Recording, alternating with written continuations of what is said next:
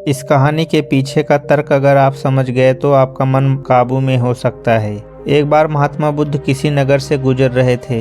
बुद्ध की नज़र एक कपड़े के व्यापारी पर पड़ी जो दुखी और हताश दिखाई दे रहा था। बुद्ध चलकर उसके पास गए और पूछा कि तुम इतने उदास क्यों हो?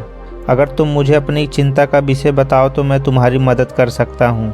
कपड़े के व्यापारी ने बुद्ध को प्रणाम किया और उनको अंदर बुलाया। उस व्यापारी ने कहा कि जब से मेरी पत्नी की मृत्यु हुई है तब से मेरे घर पर मेरे छोटे बेटे की देखभाल करने वाला कोई नहीं है, इसलिए मैं इसको अपनी दुकान पर लेकर आ जाता हूँ। लेकिन मेरी दुकान पर आने वाले हर ग्राहक की पगड़ी को उछालकर फेंक देता है, कभी कभी उनका थैला उठाकर फेंक देता है। मैंने इसको बहुत समझाया, डांटा, लेकिन यह नहीं समझा। इसकी इस हरकतों की वजह से मेरे सारे ग्राहक खुद को अपमानित मानकर वापस चले जाते हैं। बुद्ध बोले, मैं तुम्हारी सहायता कर सकता हूँ, पर तुम मुझे वचन दो कि मैं जो भी करूँगा तुम उसमें दखल अंदाजी नहीं करोगे, ना ही कोई प्रश्न करोगे।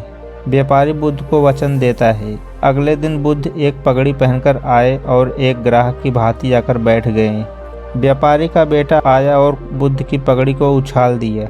महात्मा बुद्ध मुस्कुराए और कहा, बहुत अच्छा, जाओ उस पगड़ी को वापस लेकर आओ। वह बच्चा दौड़कर गया और पगड़ी लाकर बुद्ध को दे दी। अगले दिन बुद्ध एक कुल्हाड़ी और एक लकड़ी लेकर आए। उस लड़के ने फिर से उस पगड़ी को उछाल दिया। बुद्ध ने उस लड़के को कुल्हाड़ी और लकड़ी दे दी और कहा, जाओ इस लकड़ी को काटो। व्यापारी को थोड़ा सा डर लग रहा था कि कहीं उसके लड़के को चोट न आ जाए, लेकिन उसको अपना वचन याद था। 7 दिन महात्मा बुद्ध कोई न कोई नया काम लेकर आते और उस लड़के से करवाते। शीघ्र ही वह लड़का भूल गया कि उसको किसी की पगड़ी उछालनी है। व्यापारी बहुत खुश हुआ और बुद्ध को धन्यवाद किया। हमें पता है कि इस कहानी का और मन के वश का कोई विशेष संबंध नहीं है, लेकिन पहले आप इस तर्क को समझ लीजिए।